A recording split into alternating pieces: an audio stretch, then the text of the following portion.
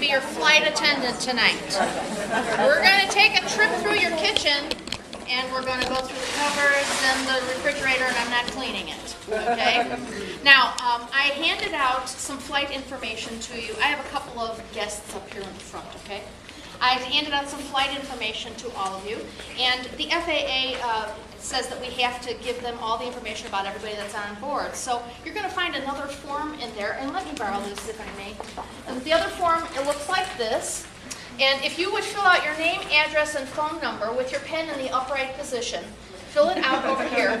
If you notice a sudden drop in the pressure of your checkbook, there is an emergency exit over here under the title, I'd like to know more about. So feel free to use that emergency exit anytime, okay? Now I've got some good news and I've got some bad news.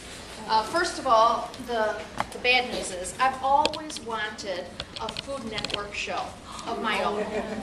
Noshing with Nancy, isn't that great? That would be really good, wouldn't it? But they denied me. So I'm going to make this flight my audition, okay? And I have planted cameras all over the room to tape me while I'm doing this, and that'll be my flight audition for the Food Network. You think it'll go? I have some people in the audience that are producers and stagehands for me, and they're going to hold up cue cards every now and then for me to answer. So everybody, and what I'd like you to do is I'd like you to laugh uproariously at all of my jokes, and I would also like you to clap at anything wonderful that I happen to say. So when this starts rolling, the Food Network will know that I'm really a prize, okay? All right, so.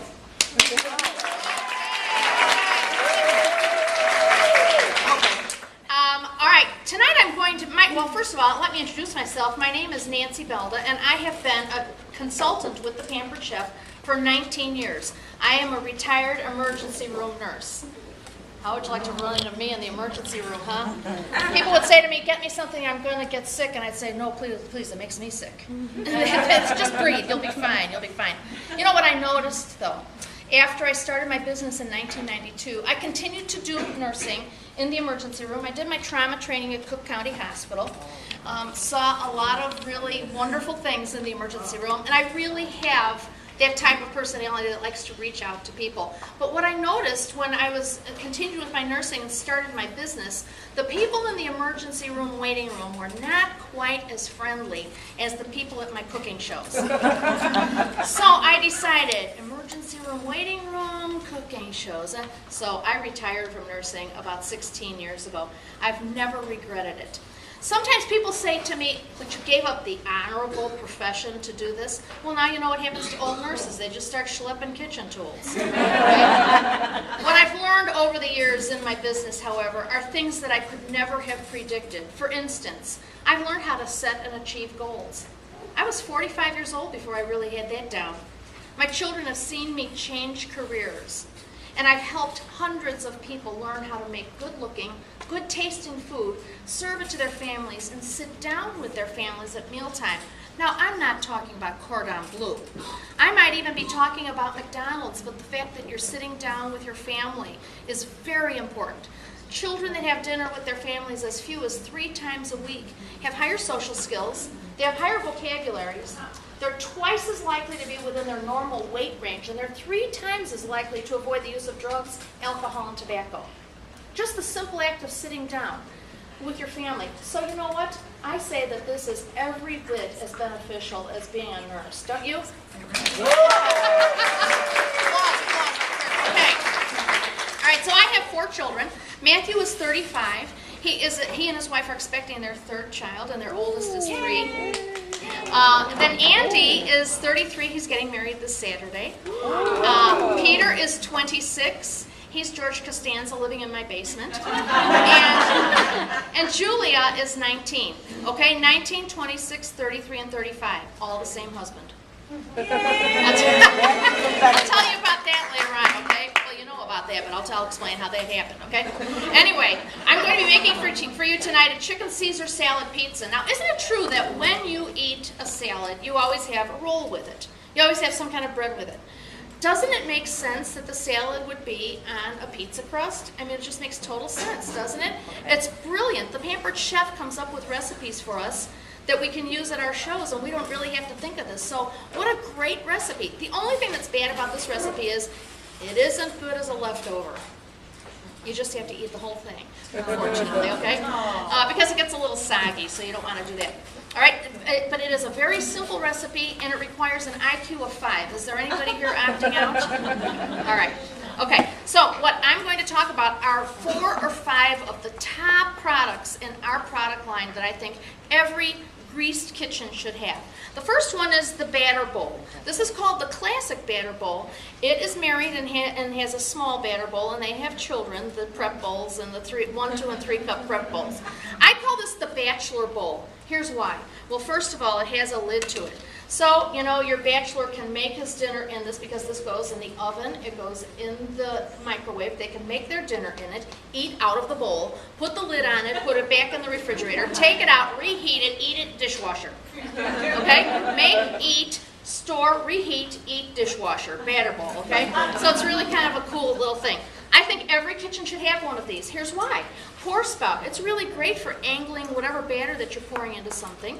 It's nice that it has a handle on it. It makes it very stable. The measurements on here are embossed on here, so they're not going to wash off. Do any of you have those white plastic measuring cups with the red marks on it, that the marks have all washed off? That'll never happen in this. And as I said, this is both microwave and oven safe, but it's freezer and dishwasher safe.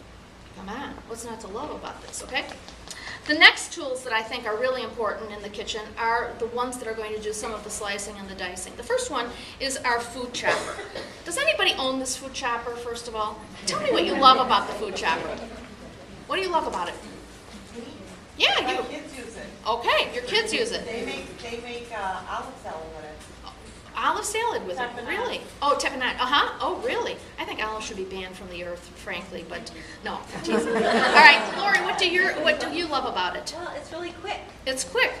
You know what's nice about this is it's a great stress reliever. My family can tell when I'm under stress. They can eat all of dinner with a spoon. Okay, one time this is a true story, I actually asked someone to come up and chop some black olives for me. We were making a quesadilla. And she came up and she was like really going to town on it. And I said, okay, pull her off of it for a little while. Now, one of the nice things about my job is I can drink when I'm working. So I'll often have a glass of wine up here, this is me working, So anyway, afterwards, and I'm the best boss I've ever had, I'll never fire me. Bring me into my own office, tell me I've been bad and fire me. Not happening. Anyway, so I sitting down with the host afterwards, and I'm talking with her, and I looked over at the olives, and I said, "Are these the olives that we had tonight?" And she said, "Yeah, why?" And I said, "They're unpitted." She said, "What does that mean?" This chick had chopped through all the pits. We made the quesadillas and served them. People had already eaten them. They were already gone. What kind of a reputation did I establish for myself? So then the host says to me, "Well, what's going to happen?" And I said, "Your friends will be very regular for the next couple of days." Okay? So this is a really, really nice tool. Very, very handy in the kitchen. If you notice, 6 blades come down and rotate about a quarter of a turn when I hit this. Okay, and I'll be doing all of the slicing, dicing, and chopping in just a minute. I'm going to introduce the tools to you. These 5 tools are the ones that I think everybody should have in their kitchen. And one of the things that I would suggest to you is if you don't want to buy everything tonight, let the Pampered Chef finish the buying for you when you host your own show. On average, my hosts receive about $120 in free product. So when you look at your sales receipt tonight, and there's a little bit more than what you wanted to spend, let the Pampered Chef pick up the tab for the rest. Host a show of your own, okay? All right, so we have the chopper. Oh, hey, Nancy, there's a cue card up. It says, "Hey, Nancy, what's in a new consultant kit?" Well, I'm glad you asked. The new consultant kit is on display right over here, and it costs $155 and contains just under $600 worth of tools and office equipment, including a program for your computer. But thank you for that question. Very timely, too. Excuse me? That's another way, yes. If you host a show, you can knock as much as $40 off the cost of the kit. And after the show tonight, go over there and look at all the wonderful tools that you receive. As a matter of fact, I'm using the tools in the kit right up here. So I only have 1 extra tool here. I have all of the tools that came in my starter kit that I'm making this on. Okay, so we have the chopper. The next would be the knives. Now you can imagine being an emergency room nurse. I talk about knives a lot at my cooking shows. I hate to tell you some of the things that I've seen in the emergency room, but curiously enough, The injuries come from dull knives, believe it or not. You have a dull knife, you put a little extra pressure on it, that's when you slip and hurt yourself. All right, so your knife should always be kept surgically sharp. How often do you think you should sharpen a good knife? Anybody want to venture a guess? When you talk, I drink. Yes, Kira. A good knife, once every 2 years. On the money. Every year and a half to 2 years. Did any of you know that? No. Right, every year and a half to 2 years. And I'm going to explain to you why, and thank you for that right answer. When you are sharpening your knife, you are actually grinding away the blade surface. So you're grinding away the stainless steel. When you hone a knife, you're pulling it through an instrument that is most often ceramic, that's shaped like this. Pull it through, and what you do is you realign the blade. When you've thrown your knife against an unforgiving surface, like the dish drainer on top of the kitchen counter, the edge rolls over, and then you end up actually cutting on this edge instead of the sharp edge. When you hone the knife, you're putting that edge right back in place, so it feels like it's been sharpened, but it's only been honed. You can hone the knife every time you use it.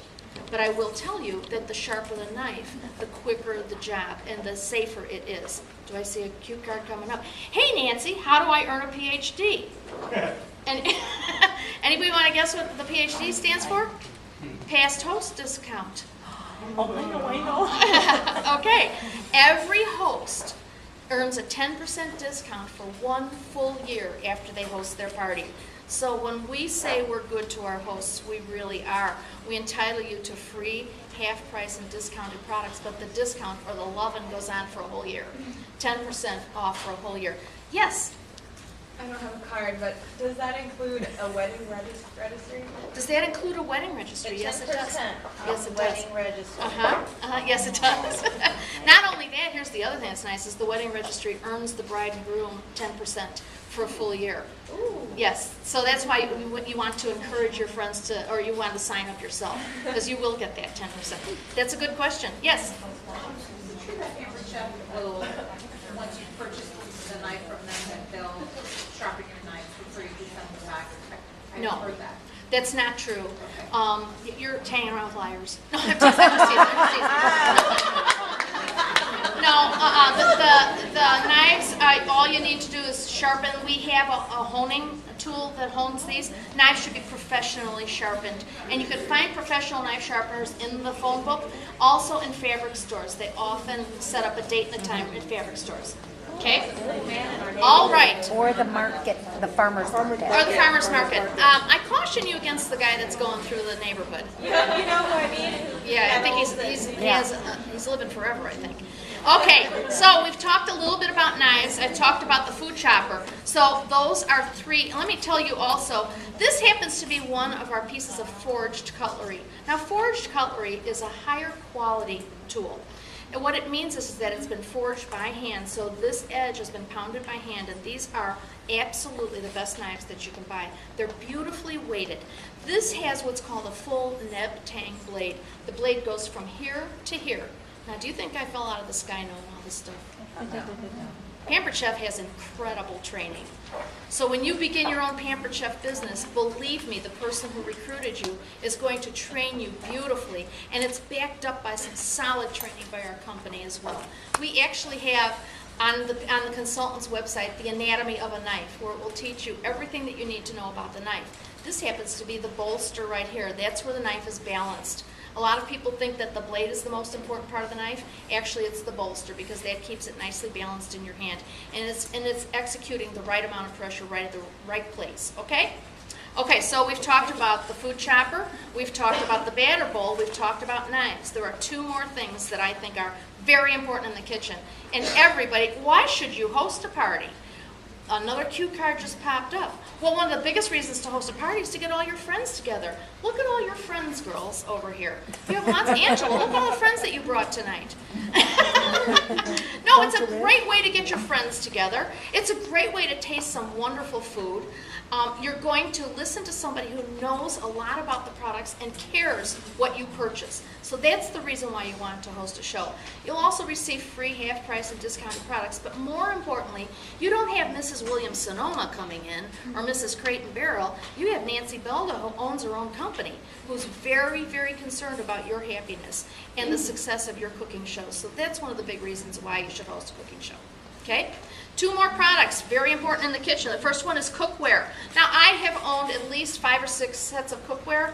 I'm just very, very dogged on cookware and how it performs. We actually have 2 different types of cookware. First one is the non-stick, and the next one is the stainless. I like stainless only for searing and sautéing. So my suggestion would be, if you're in the market for cookware, to purchase the non-stick cookware and then get the 8-inch sauté pan and the 10-inch sauté pan. Then you'll have a complete set. Now, as a host, as a host, you can actually buy the whole set of cookware at half price. And this month, Nancy, what's the host bonus this month? It's just picking up. Our cookware is the bonus for this month for hosts. Our hosts can earn 60% off of the cookware, which is a great way to get your cookware, not to mention the fact that it is a lifetime guarantee. Let me show you something. This is actually the cookware from my house, so you can see it's used. But look at how nice and pristine it is around the edges. That's because the outside is non-stick as well. That makes it just really, really nice to clean up. I haven't scrubbed a pan or a pot in 16, 18 years.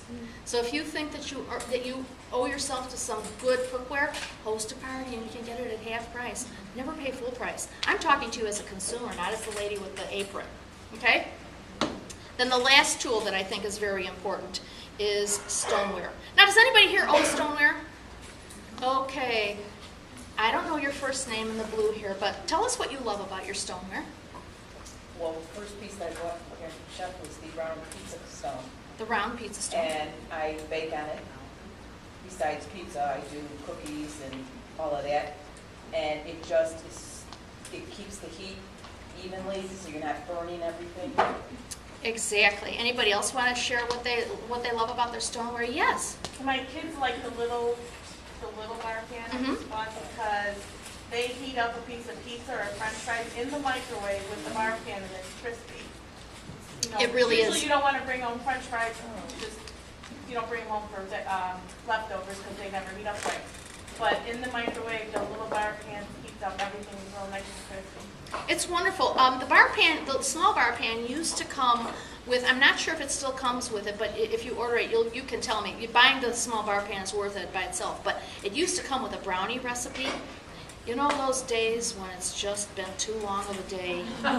You can make a brownie recipe in a small bar pan, bake it, eat the brownie, clean it up, put it away, and nobody ever knows you had that. It's also a nice size for college campus. College campus. As a matter of fact, that's what I give for graduation presents. I give a microwave saucepan and a small bar pan because they're going to be living with a toaster oven and a microwave, so this is going to help them out a lot. All right, stoneware. Here, let me tell you a little bit about stoneware for those of you that don't own stoneware or don't know about its attributes. By the way, when you make your pizza on it, do you know another thing that you can do with your round stoneware or even your rectangular stoneware? If you're ordering pizza out and you're having it delivered or someone's bringing it in, put your stoneware in the oven and get it nice and warm, and then bring the delivered pizza and put it on the hot stoneware. It'll keep it hot the whole time that you're eating it, okay? Because it stays warm for about a half hour. So that's a real nice little attribute that stoneware has. So we talked about it staying warm for about a half hour. I like that because if you live with a bonehead that says they're coming home and they never show up, you can leave it in the oven and it's not going to burn. You can take it out and it'll stay nice and warm. Here are the features of the stoneware that I think more than pay for itself.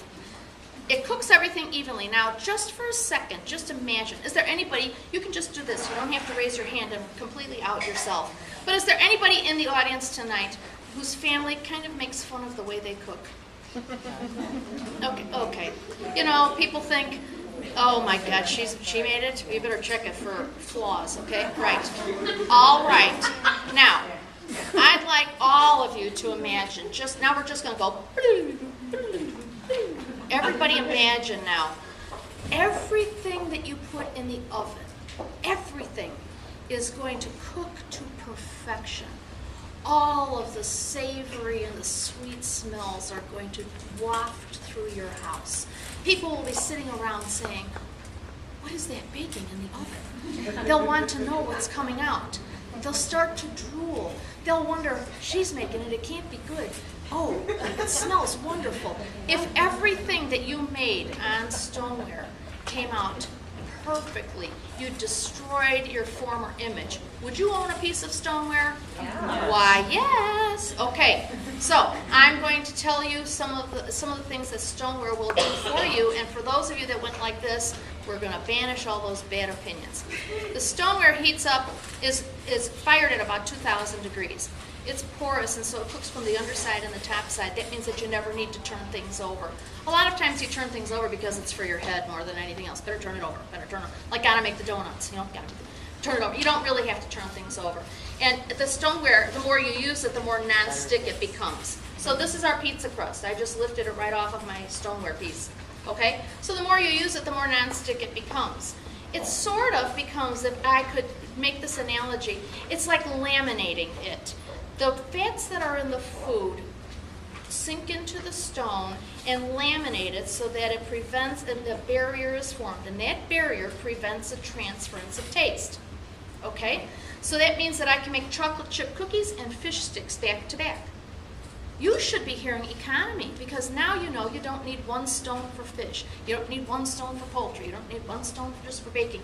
You can buy one stone and use it for everything. The stone that I recommend, and this is my #1 seller, is the large bar pan. And I would go large bar pan because if you want to make just a few things, you can make a few things. But if you have a smaller stone, you can't make more because of the surface area that isn't there. So I suggest that you buy the large bar pan. This will be the workhorse in your kitchen. It's the stoneware piece that we reach for all the time. And I'll tell you honestly, if I broke this today, you'd see an obituary in the paper. Yay! There you go. You were supposed to, now I have another cue card that just came up. I hope the Food Network likes this. Do I earn any incentives? Why, yes. I'm glad you asked. Every year I have earned a travel incentive with the Pampered Chef. When was the last time some of you took a vacation? When was the last time you took a vacation? Camping last weekend. When was the last time, Julie, that you took a vacation? Last week. Last week. And where did you go? Michigan. And did someone pay your way there and back? Actually, a family member, but. And how often does that? Okay, it doesn't usually happen. All right. No, grandparents. Linda, when was the last time you took a vacation? Yesterday. Yesterday. And where did you go? End of summer here. Oh my goodness. I've picked all the ones out of the crowd here. Okay, what about Mary? When was the last time you took a vacation? 4 weeks ago. And where did you go? Hawaii. Hawaii. And did someone pay for you to go there? You had to pay your own way. The reason why I asked you that is ever since I started my business in 1992, I have gone on a travel incentive thanks to the Pampered Chef every single year. This year I went to Maui. We went to Paris. I have been to Paris, London, Barcelona, Rome, all of that, and I've never worked more than 2 days a week. Now, you couldn't earn those trips just as a consultant. That you need to start recruiting, but that helps you to build a team. So with the help of building a team, I've been able to go on a trip every single year, all expenses paid. Pretty good. And I'll tell you, when I first started my business, my husband didn't really know what I was doing. People would call up and they'd say, is Nancy there? And he'd say, no, she's doing that kitchen thing. And so the first year I earned a trip, it was a Caribbean cruise, and we came back from that, and he said, this is kind of nice. He said, do you think you could work a little more? I said, no, buddy. Twice a week is it. All right? The next year we went to Barcelona. We came back and he said, whoa. He said, where would we go if you worked more? And I said, what, are you deaf? I told you I'm only working twice a week. He went from, she's doing that kitchen thing too, when I come home from my shows now, he says, how are sales? Did you get any recruit leads? How about the bookings? Were they okay? Now he's become my agent. And guess what? He washes all my dishes. Aww. What are you talking about? No. I won't let him get on the plane unless he does that. Okay, how many times have and you want to de-seed it. How many of you cut off the top and then you do the knife around here, you cut it in half and you cut out the seeds and everything? I'm going to show you. Yes, sir. You do that? Not no more. Not no more. Not no more. Let me show you how to do this. Not no more. Not no I'm more. going to actually just cut down the side of this pepper, and when I cut down the side of the pepper, no seeds. Okay, now you know what? One of the things, like you may be saying, okay, well, big deal. I mean, I can just fish those out. I'm going to remind you of something. Do you remember the last time that you cut a pepper and you de-seeded it and all those seeds were all over your cutting board and now they're in the onions and they're in the, okay. This is what you're really avoiding. It's not a matter of being clever about not having the seeds. It's a matter of not having those seeds in all your stuff. Okay? So here's this whole pepper, no seeds. Really pretty good, huh? You're supposed to go, ooh. Remember, the Food Network is watching. Ah. Ooh. There you go, thank you. Okay, so I'm going to cut these in just big chunks, and I'm going to take my food chopper. Now, a lot of people don't know that the food chopper can be used to chop in this piece on the bottom. I frankly prefer to chop it in this when I'm doing nuts. And I tell everybody, if it comes from my house, it's homemade. All right? All right? Now, if someone says is it a homemade, they don't want to know if you foraged for the berries or milled the flour. They just want to know if you... So if it comes from my house, it's homemade. They say, is this homemade? I say, I made it happen. Then I just look at them. Okay, so I'm going to take the bottom off here and I'm just going to chop this. What I'll tell you about chopping peppers is you always want to put the pepper skin side up, or celery, you want to put it skin side up because you want the blade to hit that skin quickly. It'll break it. If you do it this way, it's just going to press against the flesh. So you always want to face it with the skin side up, all right? And I pre-cut the chicken, and what I do is I brown the chicken in my skillet. Okay, all I do is brown the chicken in my skillet. I cut it up in pieces and I put it in with the lettuce. The lettuce is romaine lettuce. By the way, this recipe is on my website. And so when you go home and you see and you look at your catalog that I'm giving you tonight, you'll see that my website is stamped on the back of it, and this recipe is on my website. If I were you, I would mark my website as a favorite because what's funny about that? Okay, I would mark it as a favorite because every month I put new recipes on there, and everybody likes recipes, right? Right. Okay. All right, so now I have the chicken, and I have the lettuce, and I have the red pepper. Next I'm going to be using some garlic. Garlic has an enzyme in it that thins your blood, so when people talk about garlic having some play on your blood pressure or your blood cholesterol, it really is true. What is Roundup from the Heart? Well, I'm glad you asked that. This company started in River Forest. It was started by a woman whose name is Doris Christopher. Doris wanted to change the world one table at a time. Kind of a lofty goal, but she wanted to be able to offer to people the ability to make good-looking, good-tasting food in a minimal amount of time.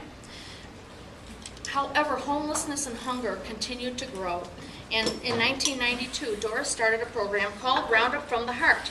What we do is we ask our guests if they would consider rounding up their order just to the next $1. 100% of the money that is collected goes to Feeding America, which used to be America's Second Harvest. You may recognize that title.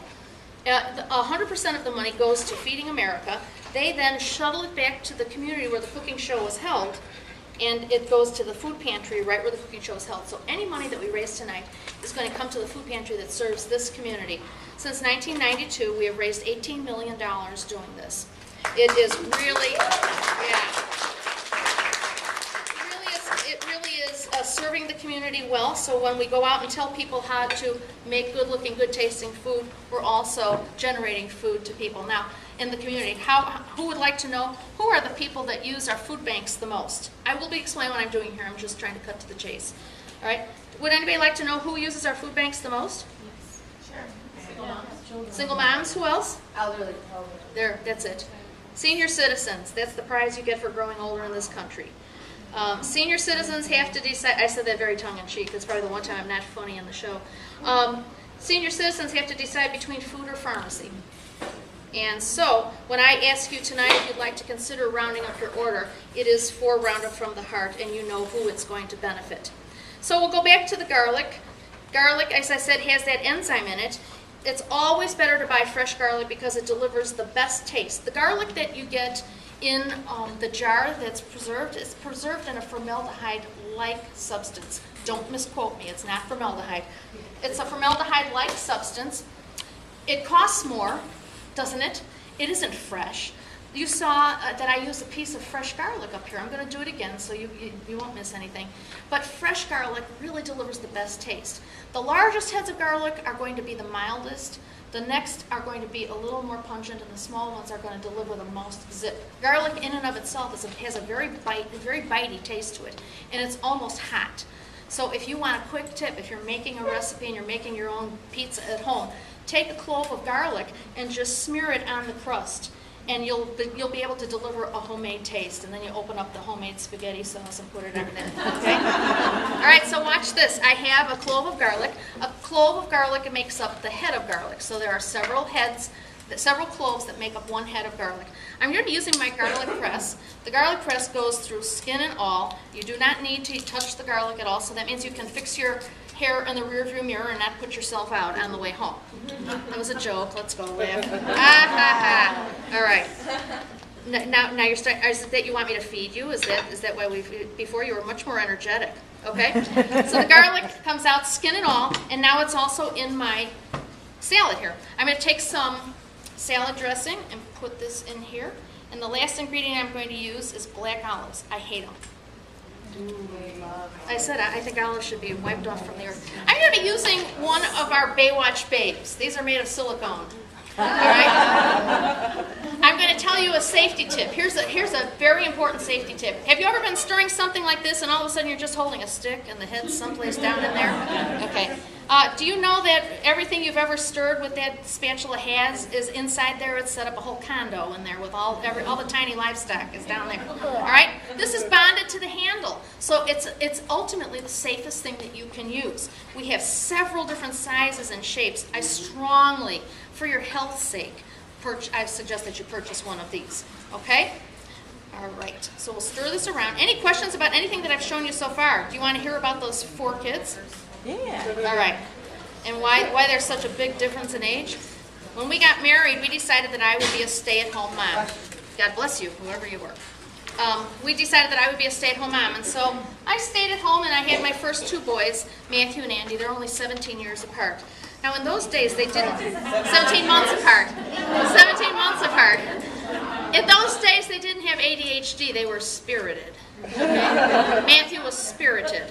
And once Andy got into school full-time, I took a refresher course, and I was hired by St. Thomas Hospice to be a hospice nurse. The day that I was hired, we got a call that a baby needed a home.